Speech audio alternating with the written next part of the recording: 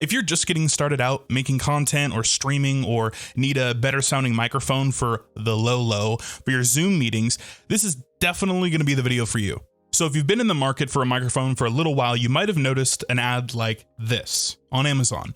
A $60 or so microphone that comes with everything you need to get started. Well, the company FiFine reached out to me and they sent me that microphone kit to do a review on, and I've had it for about a month now, and I'd love to give you my thoughts and opinions on how it works and if it's really worth the money. The microphone I'm using right now is a very expensive, nice, radio quality microphone, so I'm going to be switching over to this soon so you guys can get really used to it because the sound difference is going to be quite noticeable. However, I am going to be doing little clips of this with it EQ'd and then not EQ'd so you can get a different sound of how this microphone is going to sound in its natural state as well as more a produced state. All right, so now you're hearing the microphone with about 50% gain on it. This is without any sort of filters or anything. I'll probably have to boost the audio a little bit in post, but this is just the natural sound of the microphone.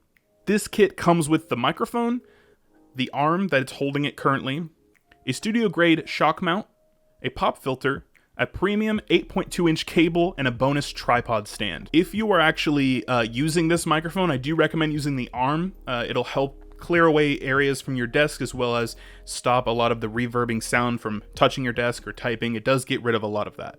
Now, if I was to review this kit as a whole, I think it's an absolute win. I do think that the microphone on its own is definitely outpacing its other competitors.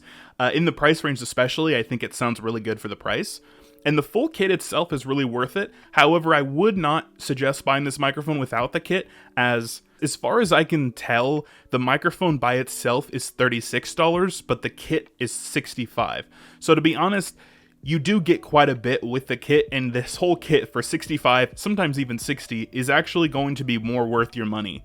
And now this section is going to be EQ'd using Premiere Pro. The microphone I'll be going in with is the FiFine here. This is what you're listening to now, and this will have a little bit of EQ on it and some compression to kind of make it sound as good as possible in post. And now we can compare it to the RE20. Mind you, as I said before, this is the only mic setup I have currently working, so this is the only thing I compare it to.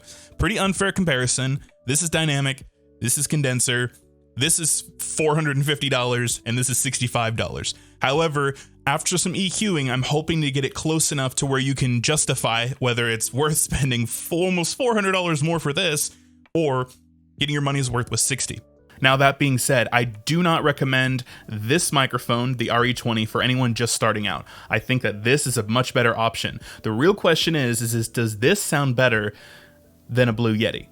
I believe the Blue Yetis are about $100 to $150, but they are the most popular microphone in the streaming space when it comes to beginners, as well as Zoom meetings and things like that. So what I want to do now is get a test of the Blue Yeti X that I have, which is going to be a very similar sound to the normal Blue Yeti. I think it's around the same price range, and compare it to the stock sound of this microphone, which will be able to tell whether or not it's going to be worth using in your Zoom calls. Okay, so for this test, I'm going to be quoting Jack Sparrow in Dead Man's Chest, because Pirates of the Caribbean are literally some of my favorite movies. Me, I'm dishonest, and you can always trust a dishonest man to be dishonest. Honestly, it's the honest ones you want to watch out for, because you never predict if they're going to do something incredibly stupid. Okay, I don't have a stand for the Blue Yeti, so you're going to see me down here, and I apologize for that. Me, I'm dishonest, and you can always trust a dishonest man to be dishonest. Honestly, it's the honest ones you want to watch out for, because you can never predict if they're going to do something incredibly stupid. So how did you feel about the comparison? Did you feel it was fair? I know it wasn't fair with the RE20, but the Blue Yeti is going to be about twice as much money, and if it doesn't sound like it's twice as much worth it, it's definitely not worth it. Now, this microphone is pretty bare bones. The only thing that has on it is a dial knob to be able to change the gain of it. But other than that, it's very plug and play. You plug it in, select your mic input, and that's it. So how do you guys feel about this mic comparison? Do you think that this mic is going to be worth the $60 to you? If it was in my opinion, I would say 100% go for it. I think it's definitely worth it. FiFine did not pay me to say anything. They just sent me the microphone. But I did find that for the most part, I enjoyed the sound, especially after I put a couple filters from OBS or just post-processing a little bit, and I found that I could make the sound exactly how I wanted it to. And for $60, it's really hard to beat a price like that. You do get a lot of bang for your buck. But that's it. There's not much else to say about the microphone other than I had a blast using it, and it did have a pretty long radius, so I could make it sound somewhat decent even being a couple feet away. But overall, it's a very simple microphone, not much really to it, and I definitely would recommend it to anyone getting started out. But thank you guys so much for watching. I do stream live on Twitch and test a lot of these products out there.